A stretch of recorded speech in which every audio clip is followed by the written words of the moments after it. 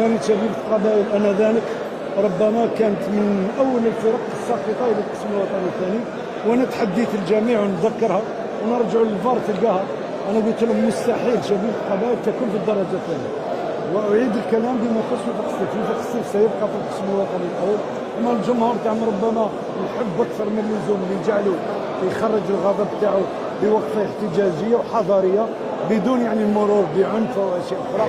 ولكن الشيء الاكيد المؤكد انه وفاق الصيف الموسم القادم باذن الله، ونتمناه للاخوه اللي يكونوا على راس هذه الهيئه ان شاء الله يكونوا النتائج جد ايجابيه ويشرفوا. هي لابيتود ولا بالفرنسيه لابيتود دي سيكوند ناتيور، لما نادي يتعود ولا مناصر يتعود على فرح تروح دركا مناصر تاع مولوديه الجزائر العام الجاي تقول انا رايحين نجوب المرتبه العاشره، عمره ما راح يقبل هذا، وراح تكون رده الفعل وربما تكون اكثر من تعويض في الصيف.